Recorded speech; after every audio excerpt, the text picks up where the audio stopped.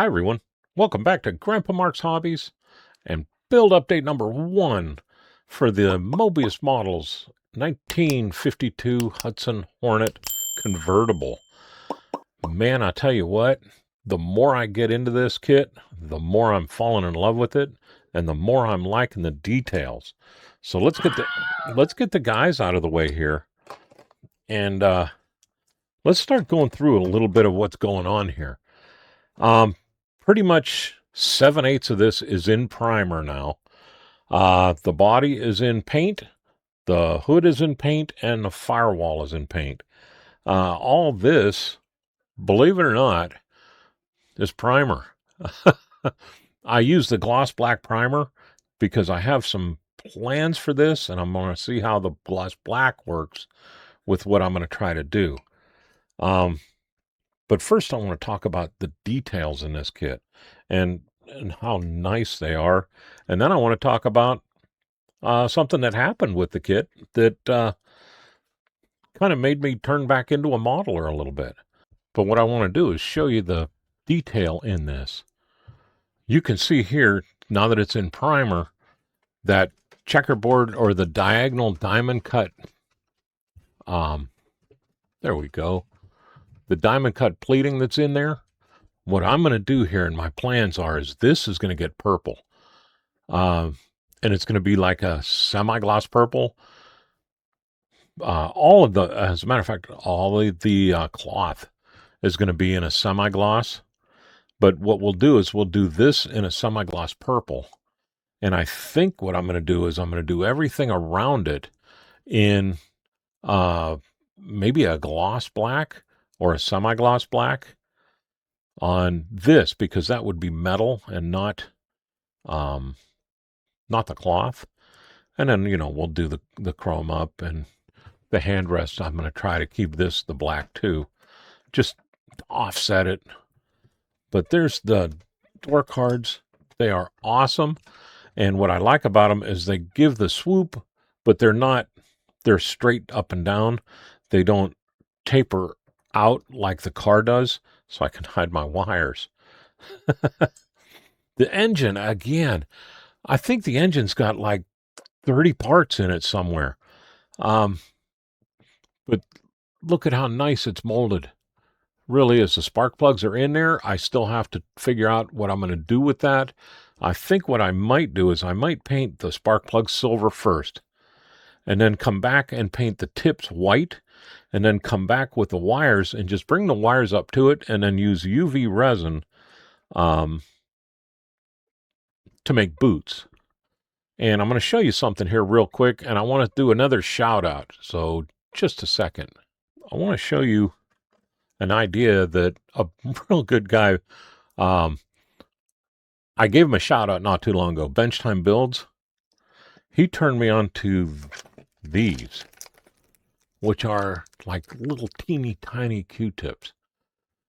But what he said is he pulled the tip off and it came right off. And now look at the point that you got on that. So I think what I'm going to do is I'm going to use that to actually get the resin in place and then hit it with the light. So I think this is going to be a real good, like a multi-tool for a lot of different things. Really great idea. I mean, something that we've looked at for a long time, something so simple, he came up with another use for it. So kudos to Bench Time Builds. If you haven't checked out his channel, check it out. Really good guy, really good ideas. But the engine, again, the detail is crazy. And I got it all over here in the holder. And I really don't want to pull it all out and show you until I start getting paint on it, because you won't see a whole lot of the detail. But some of it I have right here, and I do want to show you.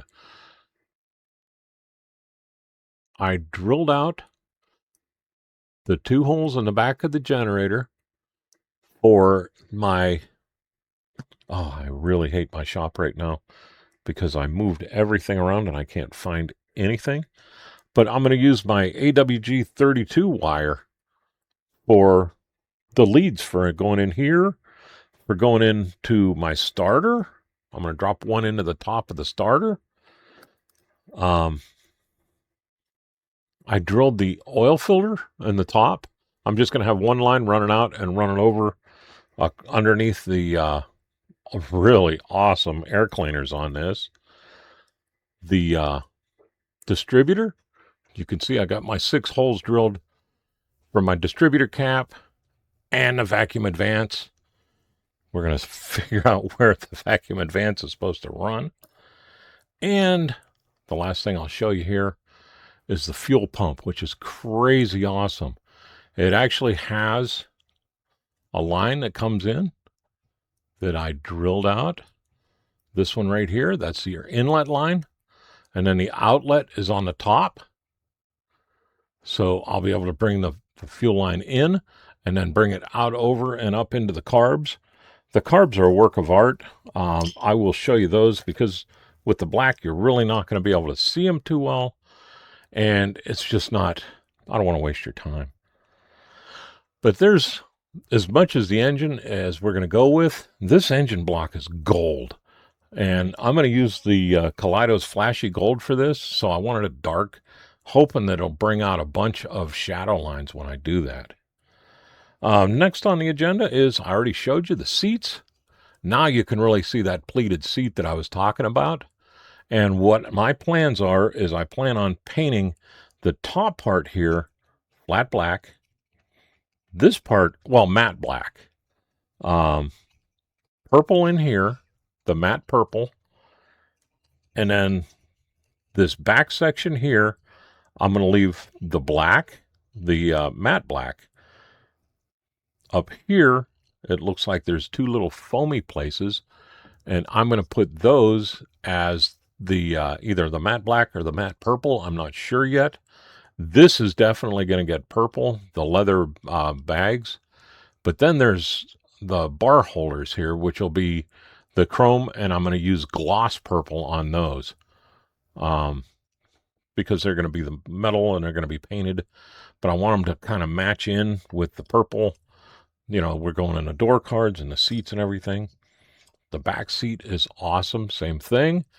I'll come in here with the black, across here with the purple, again on the black on the top, and I'm going to do this black because this is just going to fade away because the boot for the convertible top is there. So we're good there. The engine's good. We'll talk about one more good thing, and then we'll go into a little bad thing, and then we'll go on from there and forget all about it because it's not a big deal. Our dashboard is looking great. Now, what I'm planning on doing with the dashboard is I plan on painting the whole thing purple. And then we'll come back in and we're going to chrome out and we're going to do aluminum, and there's a bunch of decals. But you can see I got holes in my dash. The other day I was down here working. I picked it up and all the gauges fell out. They weren't mounted in the back. So now we're going to have to put some UV resin in there across everywhere that I cut out. Across the top, the radio, and I think it's a clock and a speedometer. I'm not sure. But we'll UV resin that after everything's painted. And then I'll drop the decals in there. And then in the back, we'll do a couple of lights here. And I'm hoping the 2 lights for both of these gauges will leave enough in here to light this one too. And then I'll put one in here. What I'll do is I'll draw it up in here a little bit. We'll figure out how far I can get away with the firewall. And then we'll box these in with aluminum tape or whatever I can do that way to light block them. And then we'll be good to go with that. We'll have good light. I'm thinking 3 LEDs for the dash is not too bad. The rest of it all get painted, the aluminum and the chrome and the purple. So this is going to look really cool, especially on a convertible. It really needed that. So now let's talk about, oh geez, my rear end assembly here. Normally I wouldn't have this put together anywhere near right now, but I kind of had to because I went to put the rear end together, and the bottom rear end, I looked and I was like, that kind of looks weird. I'm short shot here. And I thought, okay, well, we'll just have to kind of fill in here. It's got an axle, so all it's going to be doing is holding the axle in place anyhow. The single pins on it, and these are the 2 pins for the top that would line up with here. So I'm okay with that. All I had to do was extend out until I went to look for the the lower half. And that's all there is to the lower half. So I really got short-shotted here. The other thing is my exhaust is a little short, and my steering linkage, one of the horns is missing. So we'll have to work with that. But this is, was kind of a major thing, but I dove into my parts box. I found this one, which was pretty stinking close, except for it also had the springs and all that on it. So I had to cut all them off, grind them out, sand them, and then it was time to glue this on. So what I did is I laid the framework all out the way it's supposed to go in here. Geez, I am fumble fingers today. I got the frame all in. I got the springs all in where they're supposed to go, which is right there. There's little tiny holes for them back here. I got those all in, got them all laid out, and then I used my micrometer to get the distances so this is centered up in there. And then I put the drive shaft through, got that all set up so that I knew that it was lined up this way too. I taped here's a picture of it. I taped everything down, and then I ran some of my orange Tamiya's glue in there, let it sit overnight, and I think we're good to go. So now all I have to do is, once this is in place, I will be putting the, what do you call it on there? The sway bar across the back. So we're all good to go there. No problem. Just, a little bit of stuff you have to deal with, but not really a big deal in the scheme of things. You can see where that sway bar comes down and it goes into this little hole here. And now I know you're all seeing that gap in there. So I took Bruce's idea from Bruce's Eclectic World, and I cut the gas tank out. I put 2 little pieces of sprue in there, drilled them out. I drilled them out before I put the sprue in, glued them in, let them sit overnight because I had other stuff going on. Put the magnets in there, glued them in, let them sit for an hour or so for that super glue to seal up in there. I put a magnet here and another magnet here on them, so I knew they'd be centered up everywhere. I put a little tiny bit of glue on the top of those magnets because I didn't want it to ooze out and glue everything together. And I set this down on top of it and let that glue dry. Once the glue was dry, I was able to remove this really gently because I knew there was hardly any glue on there. And then if you look, I flooded underneath it with resin on both of them. Just gooed it in there. Hit it with the light, and now that's not going anywhere. Those are in there forever. I'll be able to just take this, drop it in place.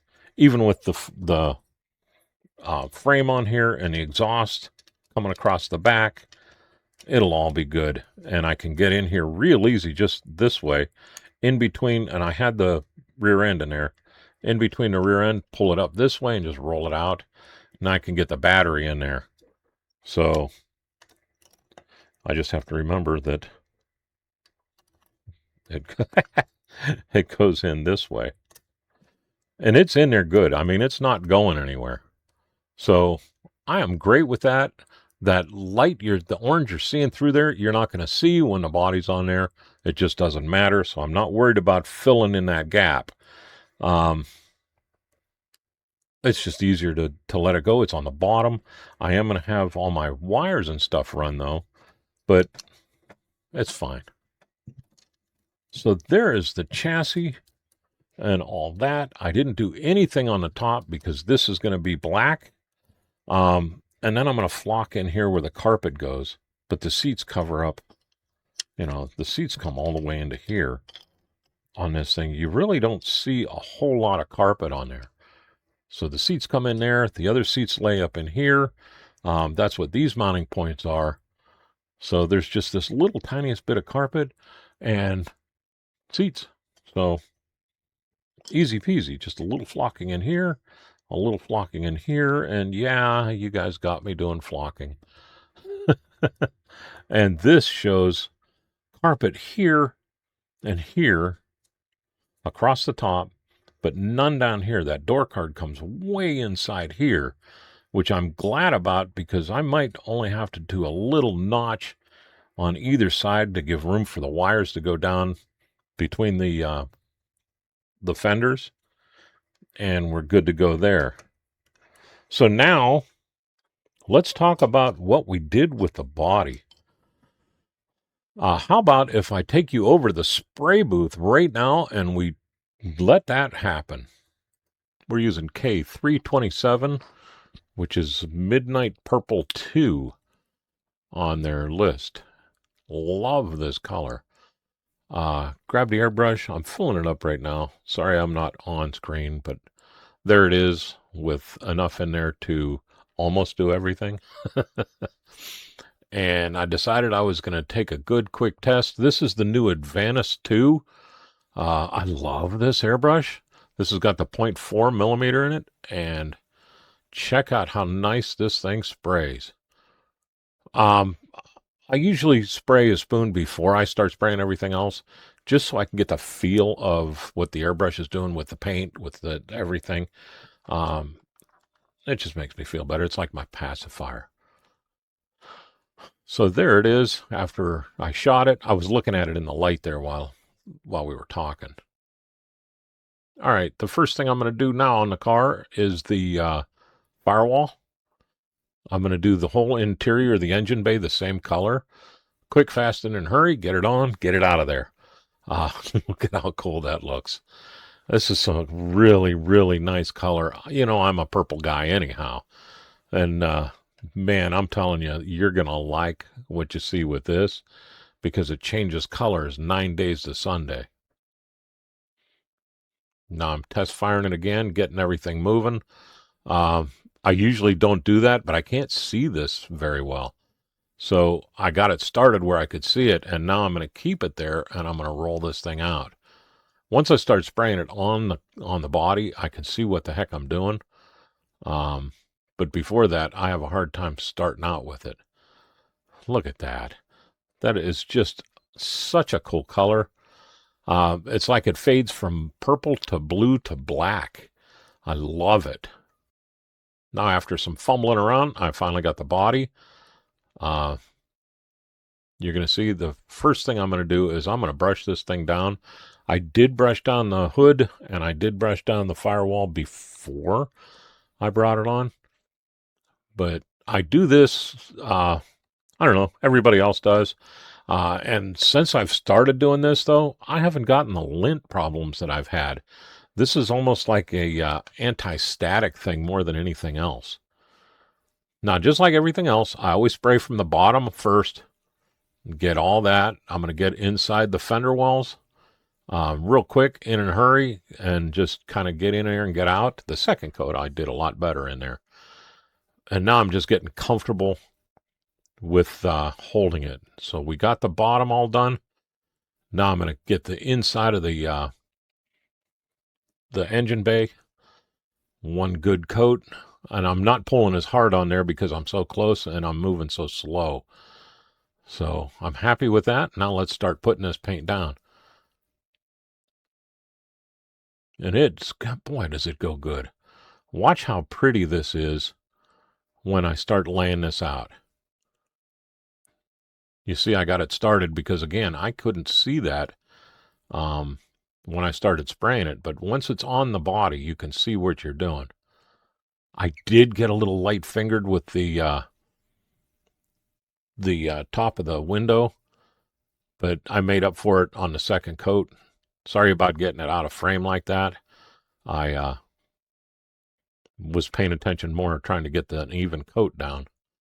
than anything else.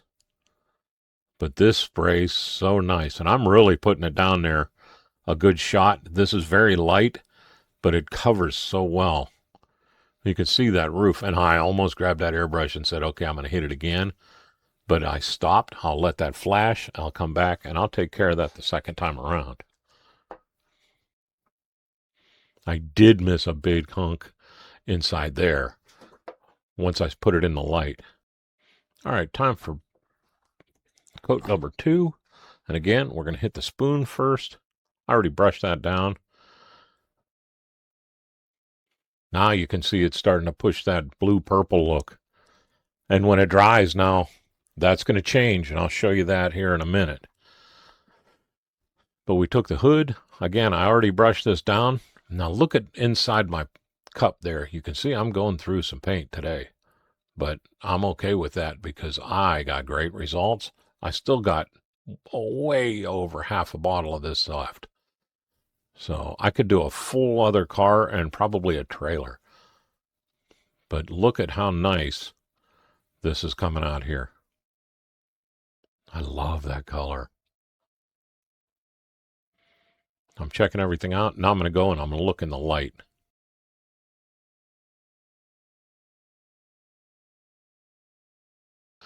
Now I'm showing you that I did let this flash long enough for it to dry to the touch. I always do that. We left this flash for probably 15 minutes, which is probably 5 minutes longer than it really needed, but I'd rather be a little safe than sorry on that, because usually if you don't let it flash, it's going to turn the coat underneath it liquid again, and then it's going to sag. And I don't need that. And I'll show you what I'm talking about here, because I did get a little bit, well, almost a sag. It was real close, and it was my fault. But again, do the underside first. Look at those wheel wells. So we're good to go. Again, I'm going to start on the front there, and I'm going to give it a good shot. I turned the light off behind me, the corncob light. And you see I fixed that now. I got a good coat on there. But I turned the corncob light off so I could see a little bit better. And right there I realized I need more paint. So I looked at it, thought I had enough. Nope. So I added a little bit more. Now here we go. I'm going to do inside those fenders. Or inside the engine bay again, I mean. And this is just, it goes down so nice. This 0.4 millimeter in this Advantage 2 is a heck of a nice airbrush, I'm telling you. The trigger feels so nice to me. I got so much control. I can change on the fly. You see, I'm moving pretty fast. I mean, I'm laying the paint down. And with this 0.4, I was able to lay a good layer down and still be able to move quick.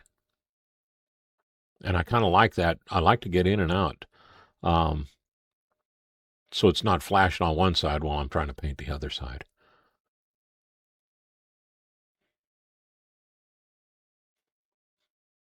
But I'm really liking that. Look at that. Good match.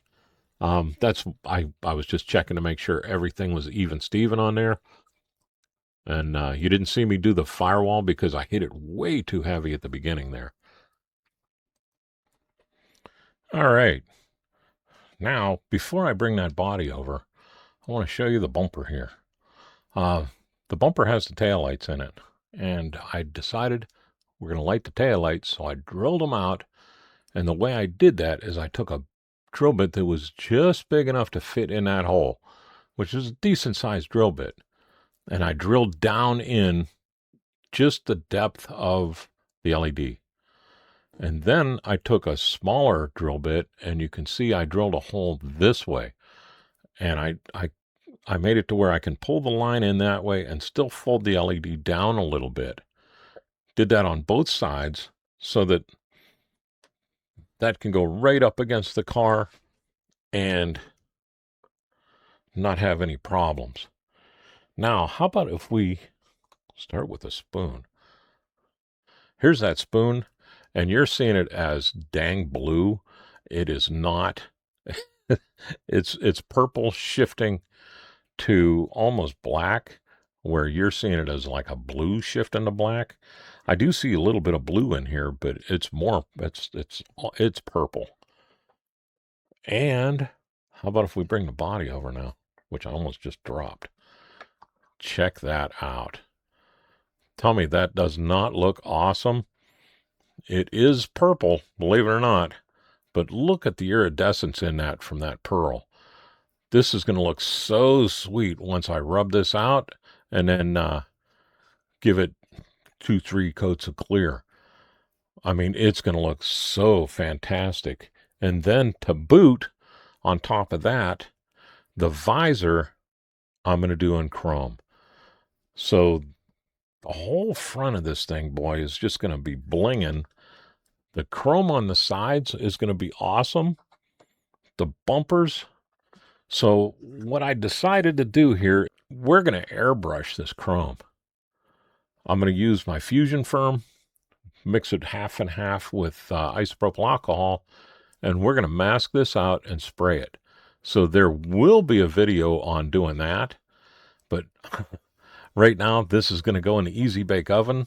So tomorrow when I can get home, I can rub out or polish this right in here a little bit.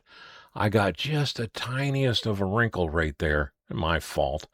But I can hit that real quick, and I think I can go with medium and then straight with the finish on this with the polish, and then we can get this into clear coat. I don't know if I'll have it in clear coat tomorrow. I got a bunch of stuff going on, but man, I love how this thing it changes colors everywhere you look. It's different. Again, this is Kaleido's new paint. This is K237. If you can read that, it says Midnight Purple 2 on there. And I love this. As soon as I saw it, I wanted to try that, and I knew exactly what car I was going to use it on.